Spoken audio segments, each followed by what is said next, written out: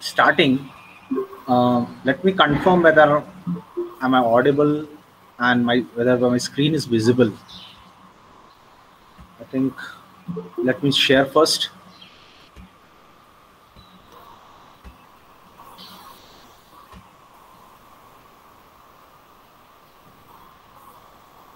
Yeah, I've shared it. So Yes, sir. please, Screen is visible. okay. Uh, so the screen is visible and I'm audible also. Yes, sir. Okay, thank you.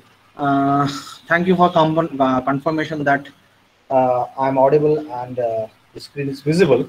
And today we are going to discuss about the wave energy. So basically, when we talk about waves, when we discuss about waves, what we should understand first and the foremost is that what is wave, how it is being generated, and where the energy is coming, what is the type of the energy is there in the wave, and once we know all those things, then we can understand how it can be captured, it can be converted, and brought into a form which we can utilize. So basically, um, in general, speaking in general, we generally try to convert it into electricity, all the energies into electricity form, because electricity is a high grade energy which can be very easily transferred to different locations wherever it is generated, irrespective of wherever it is generated. And moreover, its conversion into different other types of energy is also very easy. And therefore, we prefer to convert any type of energy, whatever is available, into electrical energy. And uh, in the case of wave energy, also, we will be trying to convert it into wave energy. So, first, let us try to understand what is this wave energy, where it is coming from, and then we'll move on to how it can be captured and what are the different types, etc. So basically, what is wave energy? So wave is generated by wind as it blows across the sea surface. Energy is transferred from the wind to waves. So basically, uh, the waves are being produced by the wind. Now again the question arises, then where who is this or from where the energy comes in the wind? If the wind is transferring the energy to the wave, then where is the energy coming in the wind? So the energy coming from the wind is again from the solar. So sun is the main source of energy, as we know. For the universe, the sun is for our at least from the Earth point of view. When we talk about the source of energy, it is the sun. And this particular solar radiations, when they are hitting on the surface of the Earth, there is uneven heating of the surfaces depending on what type of the surface is. We have learned in the lower classes, isn't it?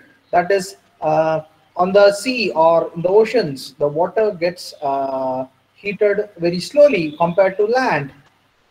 Okay. On the contrary, the land is getting very fast, heating very fast.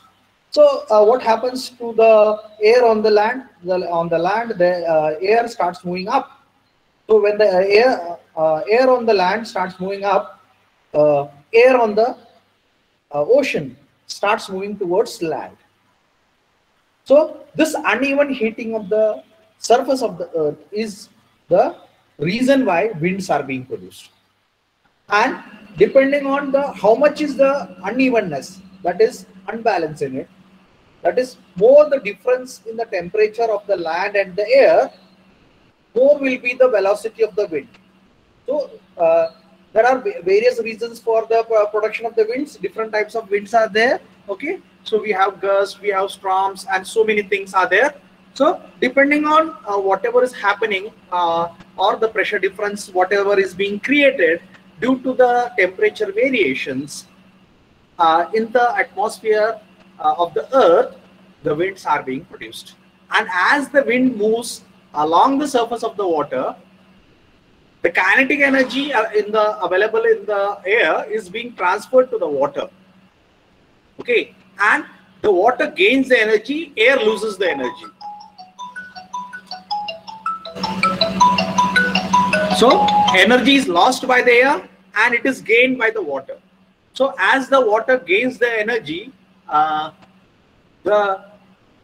energy which is in the form of kinetic energy, isn't it? So obviously we know what is kinetic energy, which helps in the motion. So the water particle which is gaining the kinetic energy also starts moving, and that is the source of creation of the wave. So if you take some water in a pot and you just blow air with your mouth on the surface of the water, you can see the ripples being created on the surface of the water, because the energy, the kinetic energy from the whatever air which I have blown on the surface of the water has hit the surface and it has transferred the kinetic energy to the water, and therefore the ripples has been created on the water surface. So the same thing is happening in this particular case also. So basically the energy is coming from the sun, okay, and the solar energy or the heat energy creates the pressure difference in the atmosphere.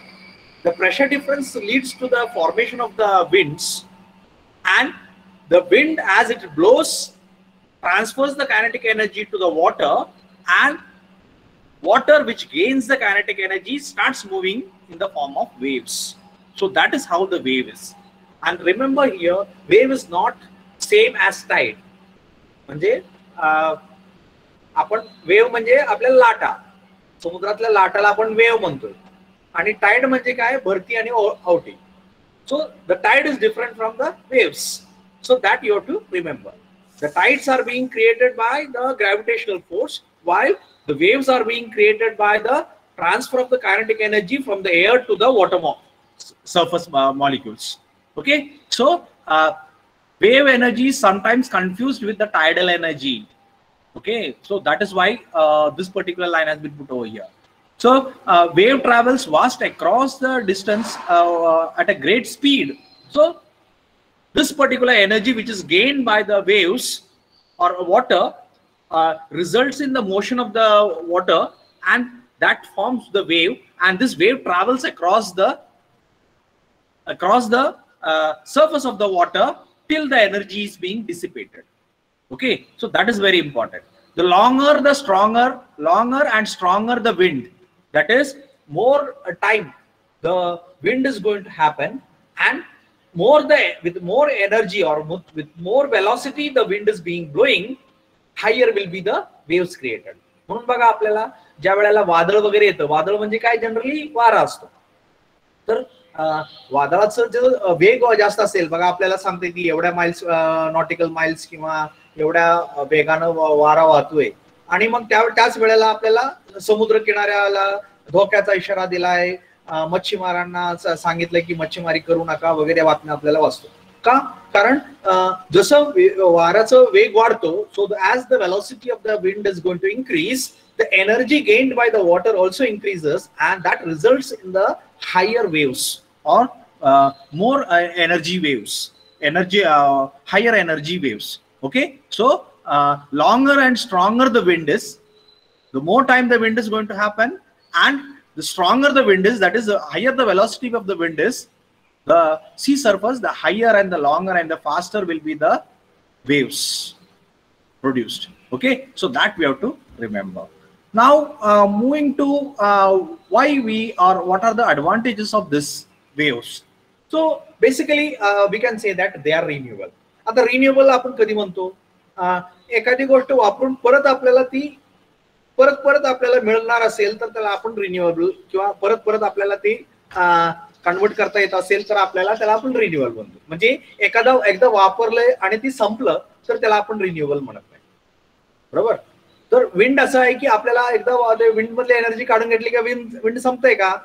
नाही संपत. मग wind is a renewable energy. Similarly wave मधली energy काढून घेतल्या म्हणून समुद्रातले wave सगळ्या लाटा सगळ्या संपल्या का? नाही संपत. पण that is also a renewable energy. So wave energy is also a renewable energy. The best thing about the wave energy is that it never runs out. त्यामुळे ती कधीच संपत नाही. Unlike fossil fuel which are running out. आपल्याला माहिती आहे petrol वापरलं तर संपतं, डिझेल वापरलं तर संपतं, ऑइल वापरल्यानंतर संपतं. Okay, So they are going to end one day. They are going to run out. That is, they are going to end somewhere. There is an end of being used for this particular fossil fuels. But for renewable energies, there is no end. They are going to be regenerated, or they are renewables.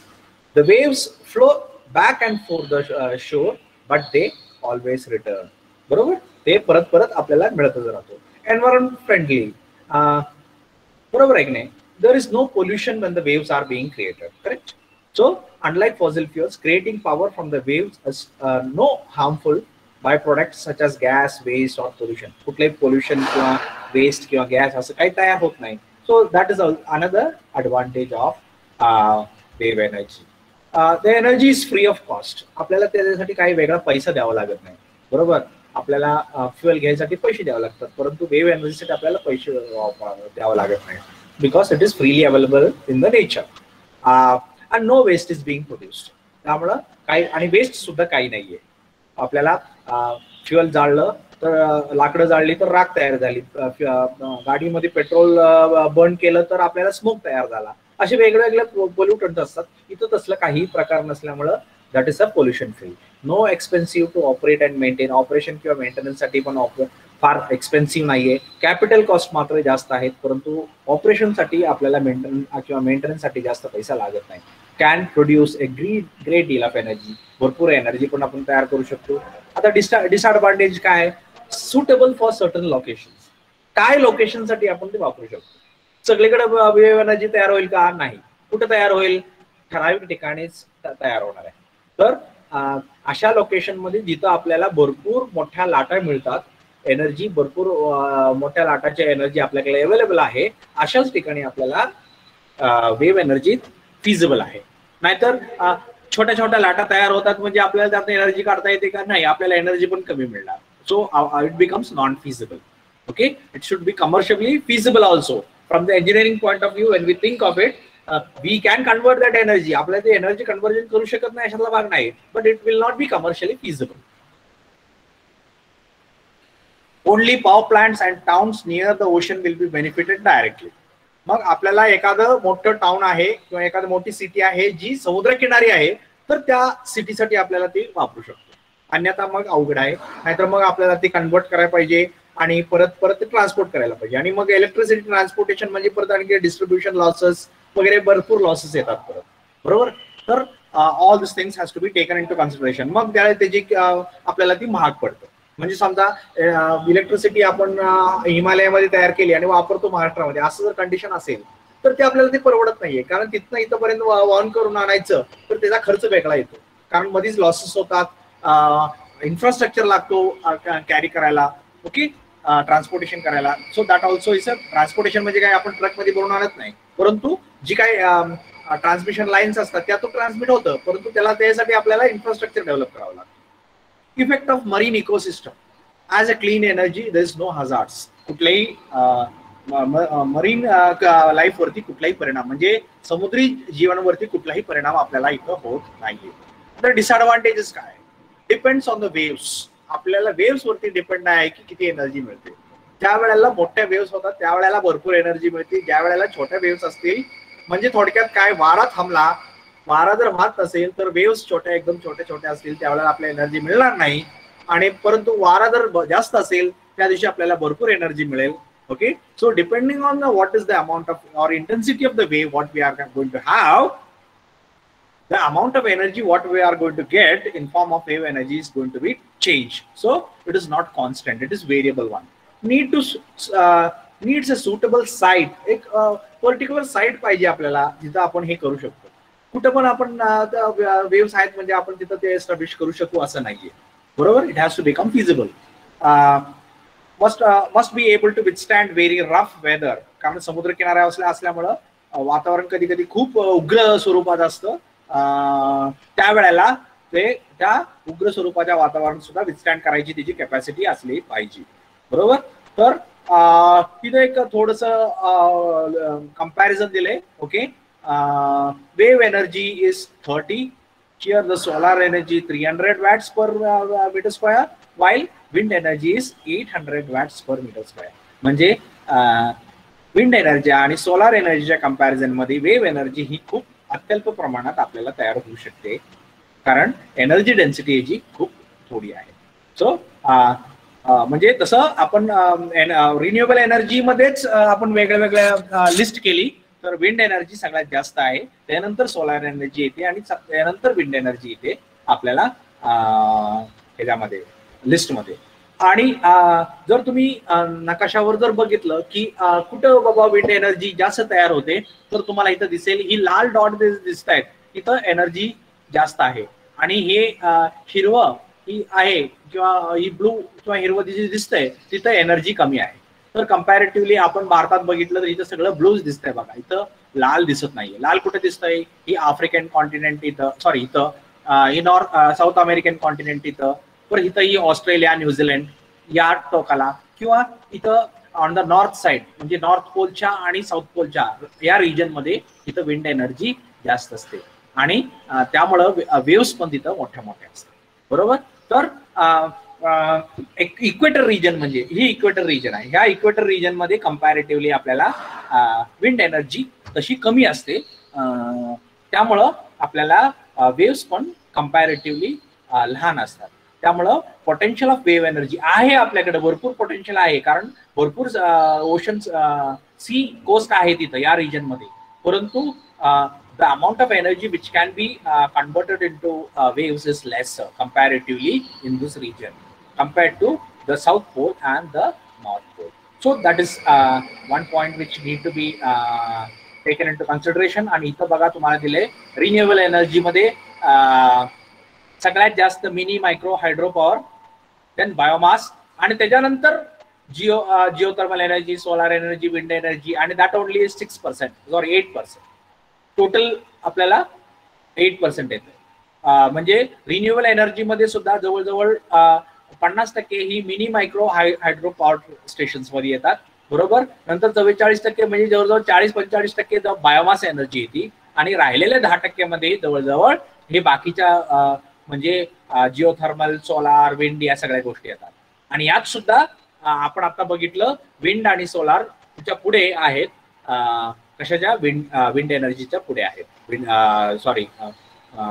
Sorry wave एनर्जीच्या पुढे आहेत wind आणि solar. तर wave energy त्या मानानं comparatively less आहे. So that is what we understand from this. Now moving ahead, now we will move on to ही आपण आता बघितलं तर वाऱ्यामुळं आपल्याला वेव्स तयार होत आहेत. तर कुठल्या कुठल्या फॅक्टर्स वरती आपल्याला वेव्हची इंटेन्सिटी डिपेंडेंट आहे? एक स्पीड ऑफ द विंड म्हणजे किती वेगाने वारा वाहतोय, टाइम ऑफ द विंड किती वेळ वाहतोय, आणि डिस्टन्स द विंड ट्रॅव्हल. जसं जसं वारा आहे तो पुढं पुढं पुढं पुढं पुढं जाईल. आपल्याला माहिती आहे वारा समुद्रात आला आणि नंतर जसं जसं पुढं पुढं जाते तसं त्याचा वेग कमी कमी होत जातो. बरोबर. सो अशा सगळ्या गोष्टी होत असतात. मग ते किती डिस्टन्स म्हणजे सुरुवात जर त्याची खूप जास्त असेल तर कदाचित इथे येईपर्यंत त्याची एनर्जी कमी झालेली असेल. बरोबर का? कारण त्याने ऑलरेडी येताना तो एनर्जी डिसिपेट करत येतोय. बरोबर. तर त्यामुळं the distance the wind travels, तर या सगळ्या गोष्टीवरती the wind wave energy dependent आहे. Wave energy can be converted into electricity, that is one of the most important thing. आता वेव्ह एनर्जी म्हणजे आपण आता बघितलं की it is basically kinetic energy. बरोबर. Kinetic energy of the wind, आणि तीच कायनेटिक एनर्जी वेव्हला मिळाली. some of the kinetic or motion energy in the wind is transferred to the wave. Okay. आणि the wind energy ultimately forms due to solar energy, and the density of the energy that is transported is this much.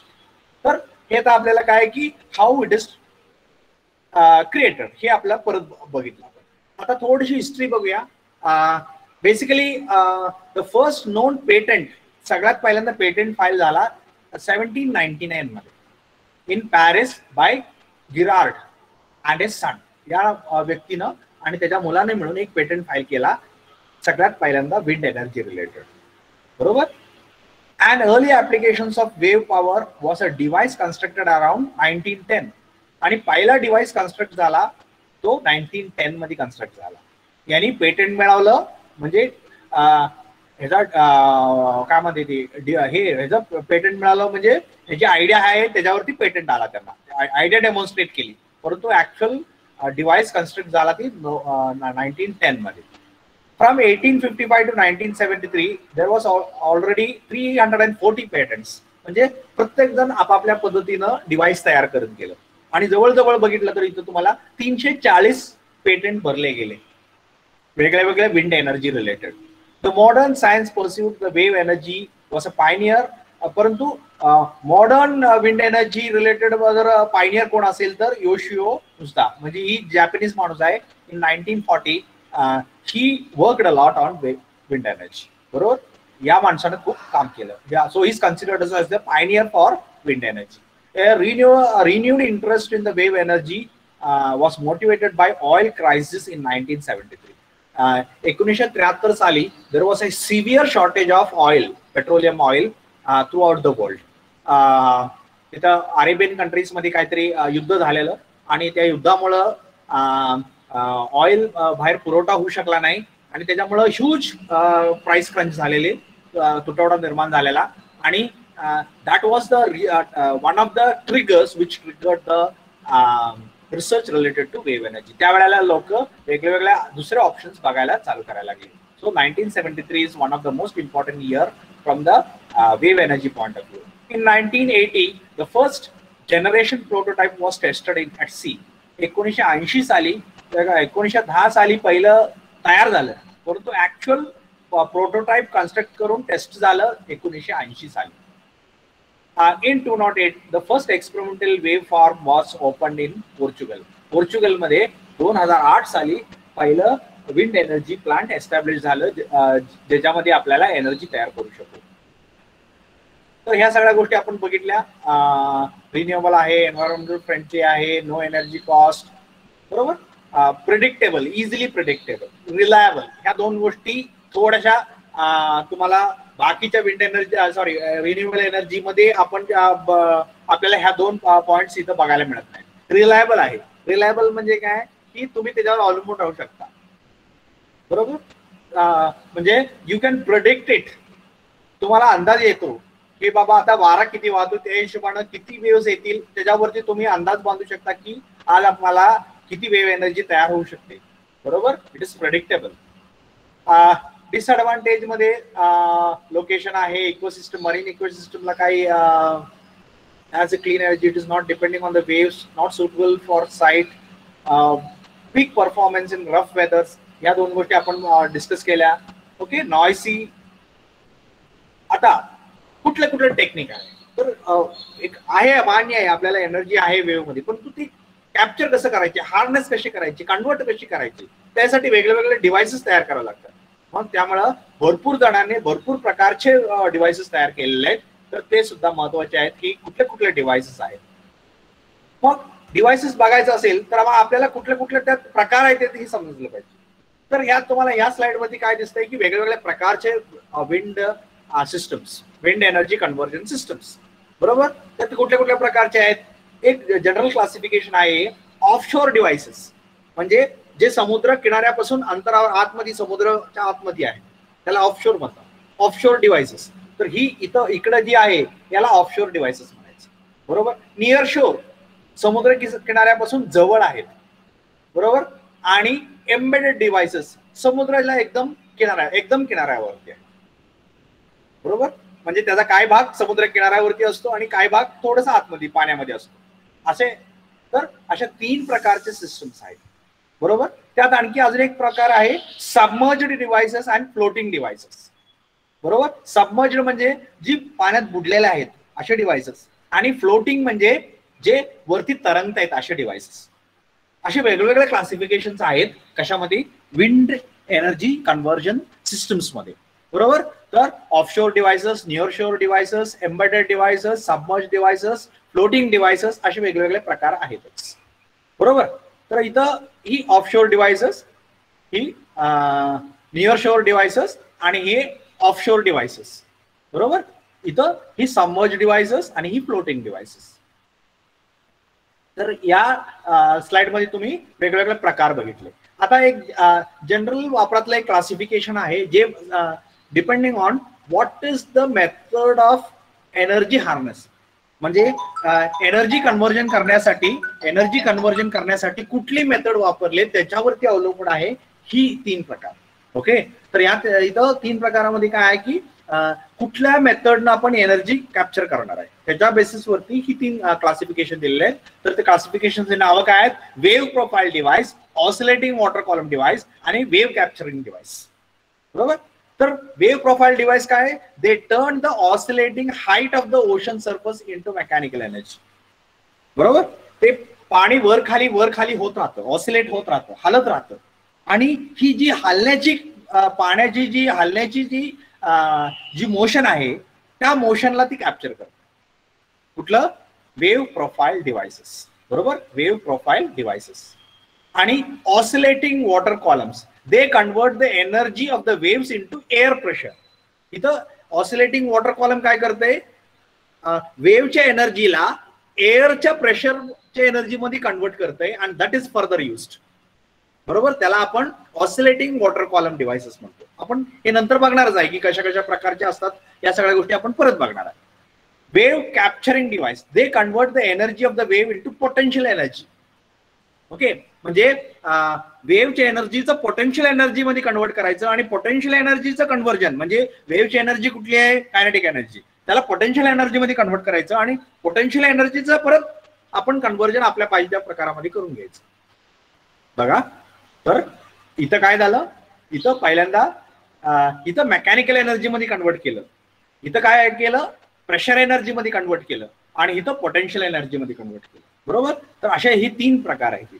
या 3 प्रकारामध्ये आपण जी energy kinetic एनर्जीच्या form मध्ये आहे त्याचं conversion आपण कशामध्ये करतोय त्याच्या बेसिसवरती. Means this particular classification is on the base of to what type of energy we are going to convert the wave energy. Okay, in this particular first case, the wave energy is converted into mechanical energy, mechanical motion. In this particular type of energy, devices, we convert the wave energy, which is kinetic energy form, into air pressure. Okay, and here the third type, the wave capturing devices, we convert the energy into potential energy. बरोबर. तर हे एकदा समजलं की मग आपल्याला बाकीचे devices समजायला आपल्याला सोपं जातं. तर फर्स्ट टाइप ऑफ एनर्जी इथं काय म्हणलं आपण? मेकॅनिकल एनर्जी मध्ये कन्वर्ट करतोय, मेकॅनिकल एनर्जी मध्ये कन्वर्ट करतोय. बरोबर. तर इथं बघा, ही तुमचं एक डिव्हाइस आहे. तर इथं काय केलंय? ही आहे, ही पाण्याच्या वरती तरंगत आहे आणि ह्याला ही ब्लेड्स बसवले. बरोबर. तर ही ब्लेड्स यूज करून ही फिरू शकतं किंवा हे अप अँड डाऊन होऊ शकतं depending on how it is designed. बरोबर. हे कशा प्रकारे डिझाईन केलंय? तर इथं बघाल तर हे वरती खालती होणार आहे आणि इथं आहे तर ही फिरणार आहे. बरोबर. तर ही फिरणार म्हणजे ही स्ट्रक्चर जर फिक्स असेल तर ही फिरेल. बरोबर. म्हणजे अशा प्रकारे आपण तिथं बसवलंय, ती तुम्हाला नंतर वेगवेगळ्या मेकॅनिझम दाखवतो. तर अशा प्रकारचे मेकॅनिझम आपण डिझाईन करतो की ही जी मोशन आहे ह्याला that will result in the rotation of this. आणि इथं काय केलंय? इथं आपण इथं कॉईल बसवलेत बघा, स्टेटर आणि रोटर कॉइल्स वगैरे इथं दिसतं तुम्हाला. तर त्यामुळे ही जनरेटर आहे आणि या जनरेटरवरती त्यामुळं इलेक्ट्रिसिटी तयार होते. बरोबर. ही काय आहे? ही अप अँड डाऊन मोशन आहे, इथं रोटरी मोशन आहे. So in physical size of the wave profile device, very small compared to periodic length of the wave. This type of the energy device is also called as point absorbers. याची size खूप लहान असते. असल्या प्रकारची जी wave profile device असतात त्यांची generally size खूप लहान असते. Okay, and they are also called as point absorber devices. If the size of the device is large or longer, then the typical period wavelength is called as linear absorber. तर आपल्याला जर size लांब असेल, मोठी असण्यापेक्षा लांब असेल तर त्या केसमध्ये आपण त्याला लिनियर ॲब्झॉर्बर म्हणतो आणि छोटी असेल तर त्याला point absorber type of converter, energy converter असं म्हणतो. तर वेव्ह प्रोफाईल मध्ये इथं परत आणखी सब टाइप दिलेत, एक पॉइंट ॲब्झॉर्बर आणि लिनियर ॲब्झॉर्बर. तर आता ही पॉइंट ॲब्झॉर्बर काय, लिनियर ॲब्झॉर्बर काय ते पण आपण परत बघूच. तर ही कसं वर्क होतंय? Okay, the wave energy is absorbed using vertical motion. इथं वर्टिकल मोशन आहे. सॉरी इथं व्हर्टिकल मोशन आपण इथं ही व्हर्टिकल मोशन आहे बरोबर, आणि इथं बघा ह्या व्हर्टिकल मोशन कन्वर्ट करायला आपल्याला व्यवस्था केलेली आहे बरोबर. इथं काय केलंय, इथं सर्जिंग वेव्ह सर्जेस म्हणजे इथं वेव्ह येते बरोबर, किंवा हॉरिझॉन्टल मोशन, इथं हॉरिझॉन्टल मोशन पण आपण कॅप्चर करू शकतो, हे असं असं हलतंय बरोबर. ऑर अँग्युलर मोशन, इथं अँग्युलर मोशन आहे, ही जी आहे इथं कधी कधी ही वरती जाते, ही बाजू खालती येते, कधी कधी ही वरती जाते, ही खालती येते, इथं फ्लेक्झिबल ठेवलंय, इथं फ्लेक्झिबल ठेवलंय बरोबर. आणि ही फ्लेक्झिबल म्हणजे ज्या वेळेला आता या खालच्या बाजूची जी लेंथ आहे ती वाढत्या, जवळच्या बाजूची या वरच्या बाजूची लेंथ आहे ती कमी होत्या बरोबर. म्हणजे इथले जी एलिमेंट्स आहेत, इथले जी काय मेकॅनिझम आहे ही दबली जाते आणि इथं इलॉंगेट होते. आणि त्या म्हणजे इथं थोडक्यात इथं हायड्रॉलिक सिस्टम बसवल्या, पिस्टन आणि सिलेंडर बसवल्या असं गृहीत धरा. तर त्यावेळेला काय होईल, इथं नेक्स्ट पिक्चर मध्ये तुम्हाला दाखवणारच आहे. तर इथली जी हायड्रॉलिक सिस्टम आहे ती काय होणार, कॉम्प्रेस होणार, इथं काय होणार, इलॉंगेट होणार बरोबर. तर असे वेगळ्या वेगळ्या प्रकारचे आपल्याला प्रोफाईल डिव्हाइसेस आहेत. तर त्यात आपण व्हर्टिकल मोशन असेल तर त्याला हीव टाईप ऑफ म्हणतो बरोबर, आणि हॉरिझॉन्टल डिव्हाइस असेल तर त्याला बॉय टाईप म्हणतो किंवा सर्ज टाईप म्हणतो, आणि अँग्युलर डिव्हाइस असेल तर त्याला पिच टाईप ऑफ डिव्हाइसेस असं म्हणतो बरोबर, किंवा योर टाईप ऑफ डिव्हाइसेस असं म्हणतो बरोबर. किंवा आपण वेगवेगळे असे पण डिव्हाइस तयार करू शकतो की ज्याच्यामध्ये कॉम्बिनेशन ऑफ वेगळे वेगळे हे सगळ्यांचे कॉम्बिनेशन पण असे पण डिव्हाइस तयार आहेत. So the energy being generated by reacting with these different movements against some kind of fixed resistance is called as reaction point बरोबर. वेगळे वेगळे आपण काय करतो, एक फिक्स्ड पॉइंट ठेवतो आणि एक फ्लेक्झिबल पॉइंट ठेवतो, आणि ती फ्लेक्झिबल पॉइंट आहे ती त्या वेव्हच्या एनर्जीमुळे मूव्ह होते बरोबर. आणि त्या वेळेला ती मूव्ह होईल, त्यावेळेला आपल्याला आता उदाहरणार्थ इथं काय झालं, ही फिक्स्ड पॉइंट आहे, ही फिक्स्ड पॉइंट आहे बरोबर. ही काय होते, ही वेव्ह मुळे इकडं तिकडं असे मूव्ह होते. तर ही फिक्स्ड पॉइंट आहे आणि ही मूव्हेबल पॉइंट आहे. तर ही मूव्हेबल पॉइंट ज्या वेळेला मूव्ह होईल त्यावेळेला जी मोशन मिळते म्हणजे ही स्वेलिंग मोशन आहे. तर ही स्वेल मोशन आहे, that is going to be converted into rotary motion of the generator inside this, okay, and that will be converted into electricity, okay. So that is how we are going to get the energy. आता ही जी तुम्हाला ही elongated दिसलं इथं, त्याचं construction कसं असतंय, तर हे बघा इथं आहे बरोबर. तर इथं बघितलं तर तुम्ही काय दिसतंय, तुम्हाला ही जॉईंट्स आहेत, हे जॉईंट्स आहेत, आणि ह्या जॉईंट्स मध्ये काय आहेत इथं बघितलं तुम्हाला, इथं बघितलं तर तुम्हाला काय दिसतंय, हायड्रॉलिक सिलेंडर्स दिसत आहेत. तर एका बाजूचे हायड्रॉलिक सिलेंडर इलॉंगेट होत आहेत, तर दुसऱ्या बाजूचे हायड्रॉलिक सिलेंडर कॉम्प्रेस होत आहेत बरोबर. इकडे टेन्शन येतंय, इकडे कॉम्प्रेशन येत. आणि आता ही जी टेन्साइल किंवा कॉम्प्रेसिव्ह फोर्सेस आहेत, that will be converted into the required motion of the different elements inside the system, which will be getting converted into electricity barabar. So as the wave passes along the length of the device, they cause the long cylinder body to sag म्हणजे मधी वाकणे बरोबर, sag downwards into the trough of the wave and arch, असं वरती फुगणे त्याला arch म्हणतात. arch upwards when the wave crest is passing, म्हणजे wave आपलं जी वेव्ह आहे त्या वेव्हचा क्रस्ट म्हणजे वरची बाजू, पॉइंट झालेली बाजू, डोंगरावरची बाजू, त्याला क्रस्ट म्हणायचं. ट्रफ म्हणजे खालची बाजू बरोबर. ज्यावेळेला क्रस्ट मध्ये क्रस्ट ह्याच्या जवळ असेल त्यावेळेला हे खाली सॅग होईल, आणि ज्या वेळेला वेव्हचे क्रस्ट असेल ह्याच्यावरती, ट्रफ असेल त्यावेळेला ही खालती सॅग होईल, आणि क्रस्ट असेल त्यावेळेला ही वरती आर्च होईल बरोबर. म्हणजे थोडक्यात काय, हे असं किंवा असं बेंड होईल. आणि ही जी मोशन आहे ही बेंडिंग मोशन आहे वरती किंवा खालती, that results in the elongation and tension off this particular hydraulic cylinders, and that motion is being captured to convert the motion of some mechanical elements, okay. The mechanical elements are going to move, and that motion is being given to the generators inside to capture the so you can see a motor generator set, okay. Connecting joints along the body of the device flex in the wave, exerting a great deal of force, which is used to power the hydraulic ram at each joint. The hydraulic ram drives the oil through the hydraulic motor, which drives the generator, producing the electricity. तर अशा प्रकारे या devices मध्ये आपल्याला energy तयार होते. So let me check out if any videos there of this type. या ह्याच्यामध्ये ही बघा, ही वरती खालती होणार होत, बरोबर. ही वरती खालती होणारा डिव्हाइस आहे. तर इथं बघा तुम्ही, हे बघा, ही वरती खालती होते. तर ही वरती खालती होत असताना आपल्याला जी एनर्जी कॅप्चर करता येते आपल्याला, बरोबर. ही वेव्ह मुळे वरती खालती होत आहे. आता ही वरती खालती जी मोशन आहे त्याला आपण कॅप्चर करणार. इथं कसं कॅप्चर केलंय बघा, इथं आतमध्ये ही मॅग्नेट आहे, बरोबर. या मॅग्नेट म्हणजे आपल्याला इलेक्ट्रोमॅग्नेट्स आहेत जनरेटरचे, आणि ती आपल्याला माहिती आहे soft iron piece is being cut by sorry, the magnetic flux is being cut by a soft iron piece, electricity is induced in it, EMF is induced in it. Okay, म्हणजे त्याची electricity तयार होते and that electricity is being carried. So this are the generators and here we have the energy produced by the device.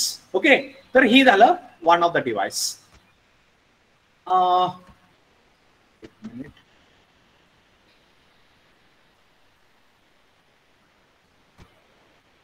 Okay, दुसऱ्या टाईपचं device आहे. इथं तुम्हाला दिसतंय, आता इथं बघा एक लिनियर मोठे रांगच्या रांग लावले आपण, बरोबर. आणि ही जी आहेत हे ह्याच्या आतमध्ये जनरेटर्स बसवलेले आहेत. आता ही बघा, ह्याच्या आतमध्ये एक जनरेटर आहे. तर ही इथं ही बघा, ही कसं हलतंय, ही वेव्ह मुळे असं हल्लं तर इथं ही रोटेटेड मोशन आहे. ह्याचं कन्व्हर्जन परत कशामध्ये होतंय, इथं बघा, बरोबर. तर ही अँग्युलर मोशन आहे. जर ह्या अँग्युलर मोशनचं आपल्याला इथं कन्व्हर्जन होतंय बघा. ही शाफ्ट आता फिरायला लागलं, तर ही शाफ्ट फिरलं, ह्या शाफ्टची आता आपण काय करणार, जनरेटर जोडणार आणि that is being producing electricity, बरोबर. आता इथं कसली प्रकारचे मेकॅनिझम बसवायचे, that is a different thing. Okay, that I will show you later. तर वेगवेगळ्या प्रकारचे मेकॅनिझम असतात, बरोबर. तर असं ही कंटिन्युअसली मूव्ह होत राहते आणि you are able to produce energy, बरोबर. तर आता या फिक्स्ड पॉइंट रिलेटेड, म्हणजे ही जी फिक्स्ड पॉइंट होते ह्याच्या रिलेटेड ही मोशन होते आणि ह्याचं कन्व्हर्जन इलेक्ट्रिसिटी मध्ये होते आणि ती कॅप्चर करून आपण कॅरी करतोय. Okay, so that was about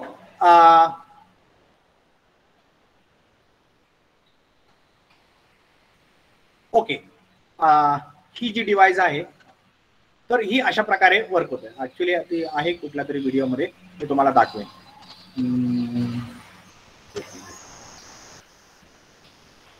आहे का,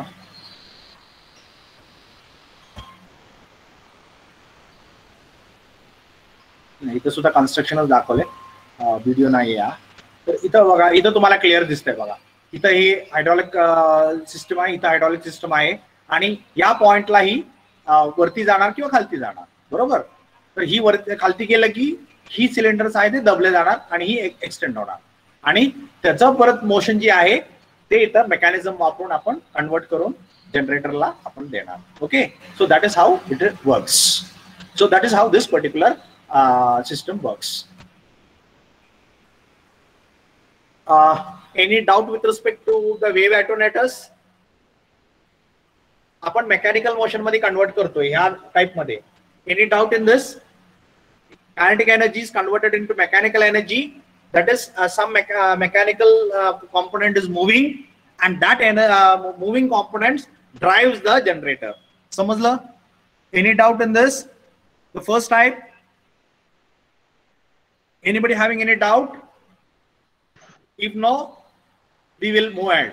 Next is oscillating water column type. That is the second type. Okay, and we said that in the oscillating water column, what we do, we convert the energy in the wave into pressure energy.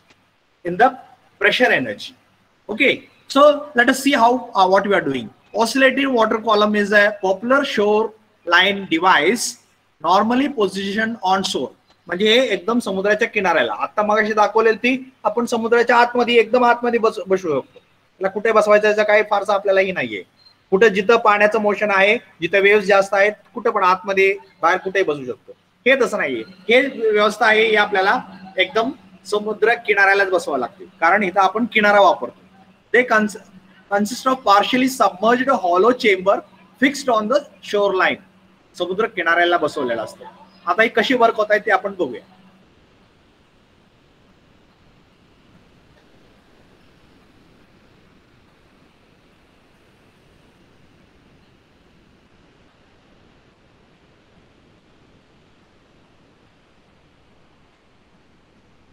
या दिसतं ना तुम्हाला, असं दिसतंय बघा काही बाहेरून, परंतु आतमध्ये कसं आहे, आतमध्ये ही असं आहे बरोबर.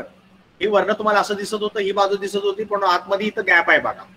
आणि या गॅप मध्ये काय होतंय की ज्या वेळेला लाट येते त्यावेळेला पाणी आतमध्ये घुसतंय. ओके, आता बघा काय होतंय.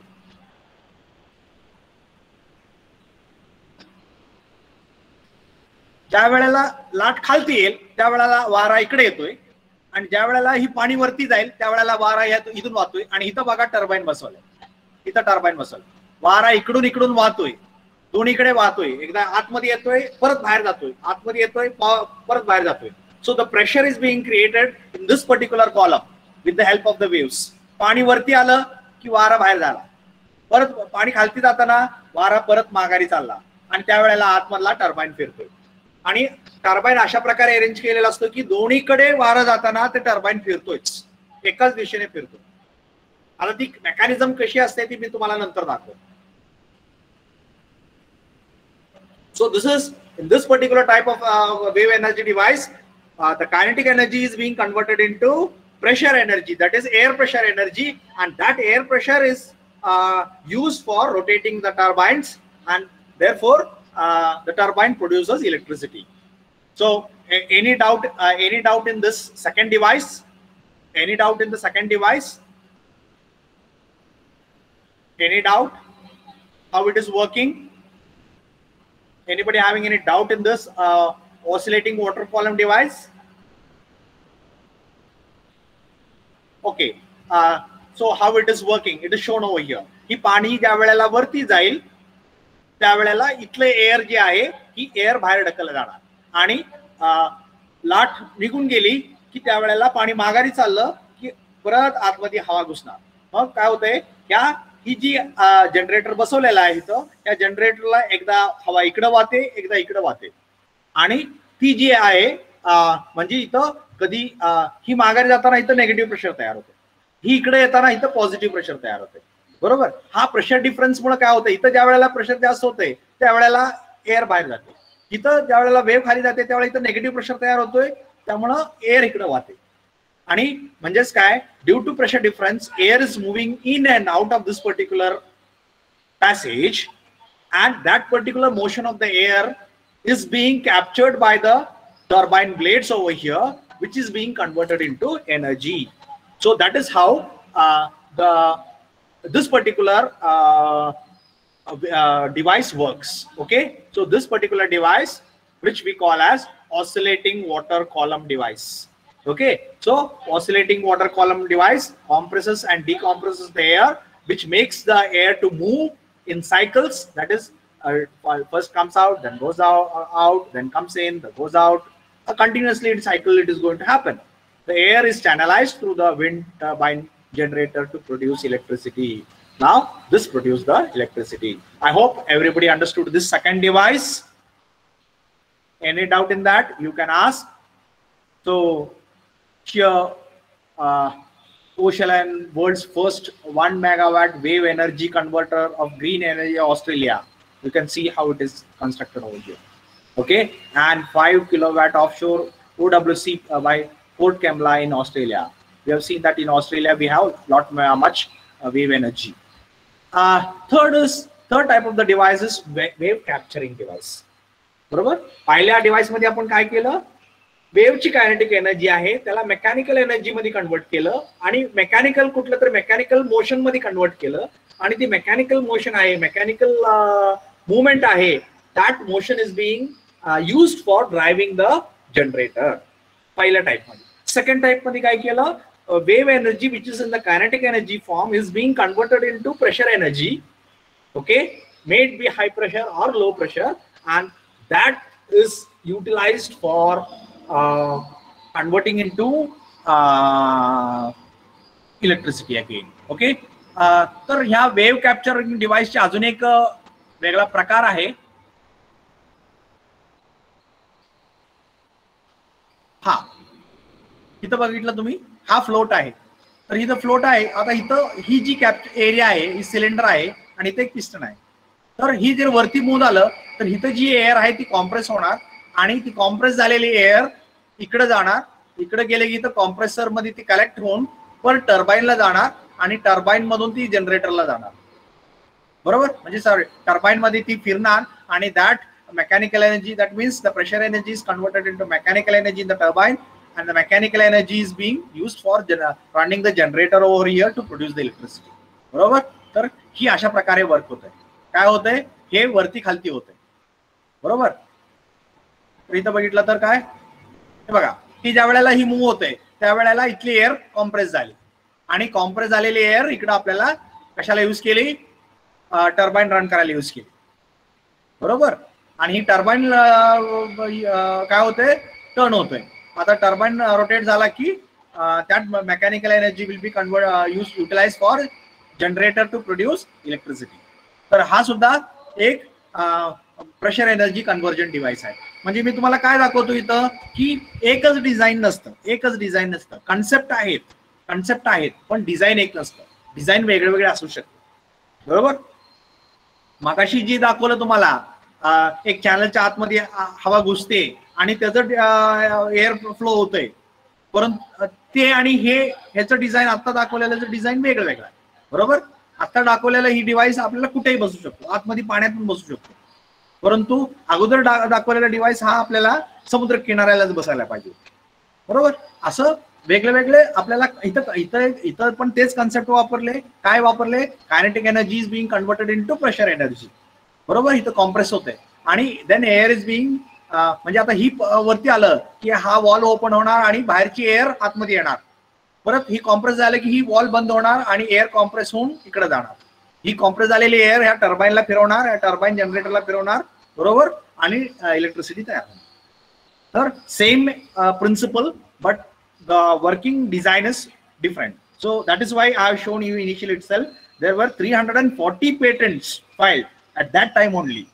मग आतापर्यंत किती पेटंट्स फाईल झाले असतील, भरपूर झाले असतील. म्हणजे प्रत्येक जण आपापले नवीन नवीन डिव्हाइसेस तयार करतो. एक डिझाईन नाहीये, त्यासाठी वेगळे वेगळे डिझाईन आहे प्रत्येक. म्हणजे principle of operation remains the same but the construction of the device is going to change. So that we have to take into consideration. So that was about the wave, the second type. Then next is the wave capturing device.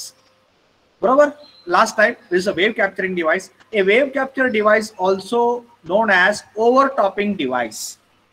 बरोबर, इथं काय केलं जातंय, आपण सुरुवातीलाच बघितलं, wave capturing आपल्या इथं काय केलं, इथं पोटेन्शियल एनर्जी मध्ये कन्वर्ट होतं.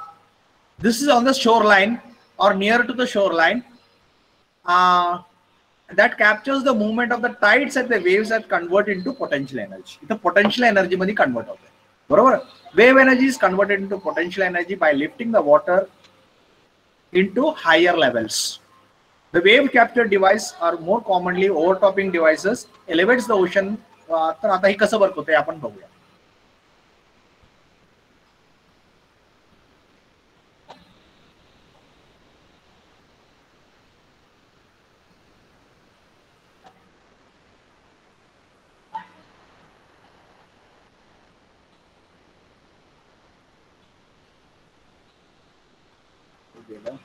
एक minute.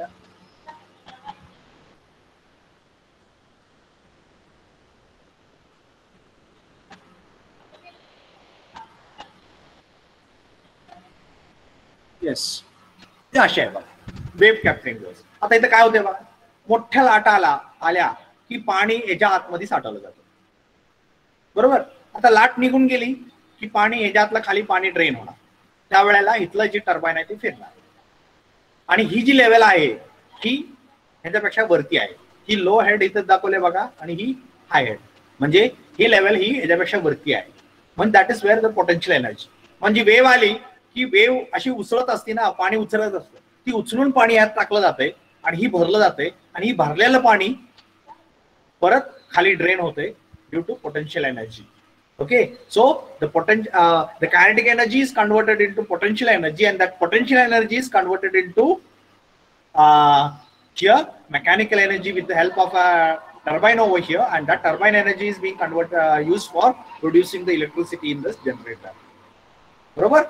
So that is how here this is a wave capturing device. So once captured, the potential energy is trapped water in the reservoir is extracted using the gravity as the water returns to sea via low head Kaplan turbine. इथे Kaplan turbine बसवलाय आणि त्या Kaplan turbine न आपण काय करणार, यातलं पाणी इकडे वाहत असताना ह्यातली एनर्जी आपण काढून घेणार.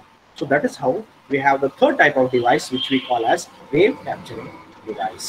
So this is your wave capturing device. I think we have here itself we have the figure also. So as the wave hits the structure, they flow up. इथं अशा प्रकारे बघा इथं सरफेस पण दिलेला असतो, त्यामुळे इथं जरी येऊन लाट आदळली तरी सुद्धा ती पाणी असं आतमध्ये खेचलं जातं, किंवा इकडं येऊन इकडे आदळले तरी सुद्धा तिकडे खेचलं जातं. म्हणून आपण ही शेप अशी दिलेली आहे.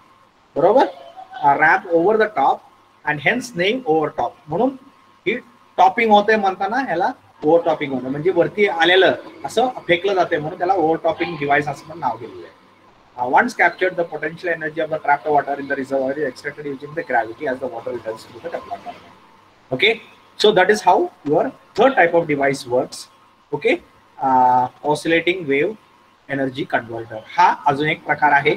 ऑसिलेटिंग वेव्ह एनर्जी म्हणजे आपण इथं ऑसिलेशन मोशन आहे की असं ऑसिलेटरी होतंय, मोशन होतंय, आणि ही ऑसिलेट होत असताना ही जी आहे ही लिंब मूव्ह होते. ही हायड्रॉलिक सिलेंडर आहे ती टेन्शन मध्ये इलॉंगेट होते किंवा कॉन्ट्रॅक्ट होते, आणि that motion will be converted into electricity.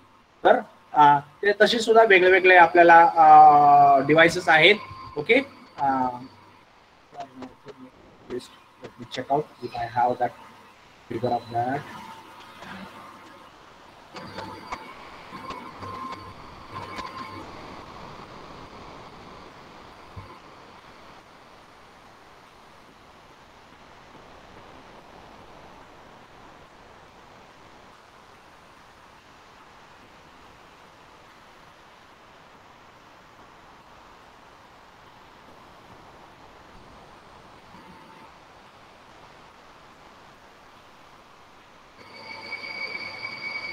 नाही, आता माझ्याकडे त्याची फिगर नाहीये. Okay, doesn't matter. तर मला वाटतं तुम्हाला कन्सेप्ट समजला आहे याचं कसं वर्किंग होतंय ते. Okay, everybody has understood what is the concept of this particular devices, how they are working. Okay, so इथं काय होतंय, ह्याचं ऑसिलेशन होतं, हे कंटिन्युअसली असं ऑसिलेट होत राहते आणि दॅट मोशन इज बिंग युटिलाइज्ड. असेच वेगवेगळे कन्सेप्ट आहे. इथं सुद्धा हे पाणी असं अशा प्रकारे चॅनलाइज केलं जातंय की वेव्ह आली की ती आतमध्ये जाणार, तिची हाईट वाढते. बरोबर आहे, इथं टेपर्ड रिजन दिलंय त्यामुळे ती वरती चढते, आणि वरती एकदा गेलं की त्याची हाईट वाढते आणि त्याची पोटेन्शियल एनर्जी नंतर इथं अशा प्रकारे पाणी घेऊन आपण त्याला इथं टर्बाईन बसवलेला आहे, आणि इथं परत पाणी आपण जे सोडणार त्यावेळेला पाणी पाण्याची पोटेन्शियल एनर्जी आपल्याला कॅप्चर करता येते. तो बेनिफिट्स ऑफ वेव्ह एनर्जी आपल्याला काय मिळत राहते, 365 दिवस मिळत राहते, 24 तास मिळत राहते. Okay, now one of the most important thing as a mechanical engineer is ह्या सगळ्या मेकॅनिझम मध्ये आपण असं म्हणतोय की मेकॅनिकल डिव्हाइस कुठलं तरी असतंय आणि ते मेकॅनिकल डिव्हाइस परत मूव्ह झालं की मग ते जनरेटरला फिरवतो. तर मग जनरेटर फिरवताना आपल्याला ती काय मेकॅनिझम तिथं ऍक्च्युअल मेकॅनिझम वापरायला लागणार आहे. तर ते कुठल्या कुठल्या प्रकारचे मेकॅनिझम असू शकतात, तर त्यात भरपूर प्रकारचे मेकॅनिझम डिझाईन झालेले आहेत, एक नाहीये. Number of devices has been design. तर हे व्हिडिओ फक्त तुमच्या बघण्यासाठी आहे, त्यात मी काय एक्सप्लेन करणार नाहीये, फक्त तुम्ही बघायचं की यातले वेगवेगळ्या प्रकारचे डिव्हाइसेस कुठले आहेत आणि त्याचे मोशन्स कशा होतात.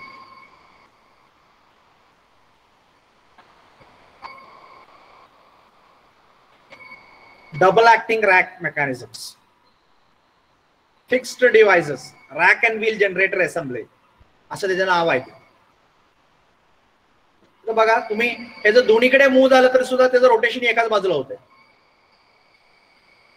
इथं जनरेटर हा एकाच दिशेने फिरतोय, मोशन कुणीकडे जरी झालं तरी.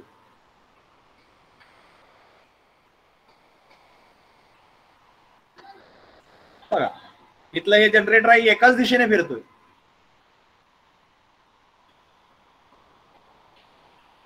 Okay, So these are the devices or mechanisms which are used. आता बघा इथं rack and wheel type of arrangement आहे. दोन्हीकडे फिरताना पण एकाच बाजूला ते बघा मधलं व्हील एकाच बाजूने फिरतंय. उलट्या दिशेने फिरताना एका बाजूला स्किप होतंय. इथं बघा हे एकाच दिशेने फिरतंय.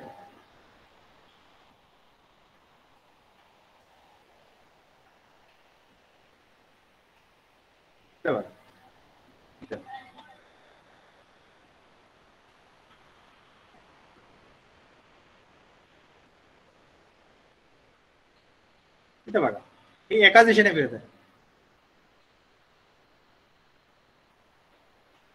आता ही विंड वेव न असं इकडे तिकडे मूव्ह होतंय. हे पण वेव न मूव्ह होतंय. त्याची डायरेक्शन एकच आहे. ह्याची डायरेक्शन एकच आहे.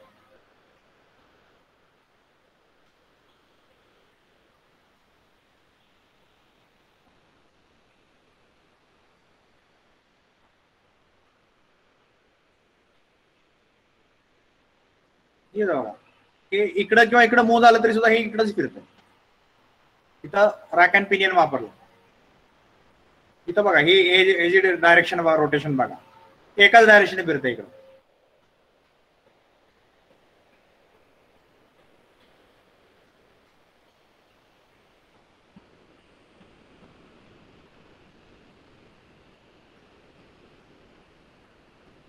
इथं विंड टर्बाईन पण बसवलंय आणि इथं खाली कंबाईन टाइप आहे. विंड एनर्जी पण आहे आणि इथं हायड्रो एनर्जी पण आहे. सॉरी वेव्ह एनर्जी पण आहे. तर अशा प्रकारे वेगवेगळे मेकॅनिझम्स आहेत. नंबर ऑफ मेकॅनिझम डेव्हलप झालेले आहेत. बघा एकाच दिशेने फिरत आहे. कुणीकडे पण फिरू द्या ही एकाच दिशेने फिरत राहणार. बरोबर.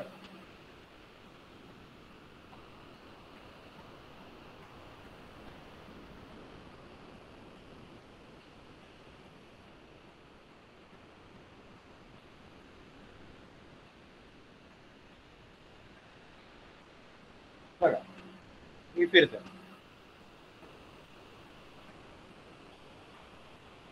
म्हणजे जहाजावर ठेवून सुद्धा ही अरेंजमेंट वापरू शकतो.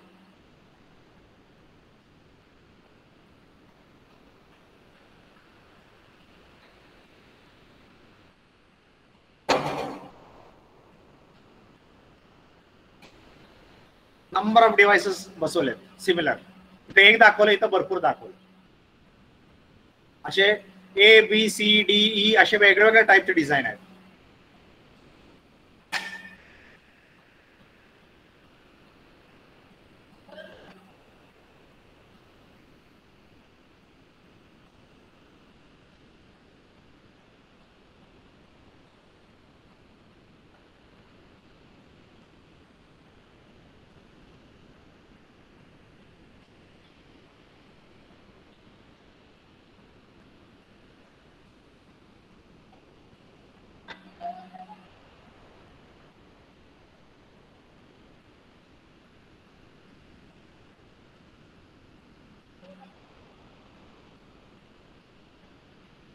So that was about the different mechanism being used, and I think I've covered the wave energy part today at my possible level. So hope everybody has understood, and now the session is open for questions. Any questions anybody having, please ask.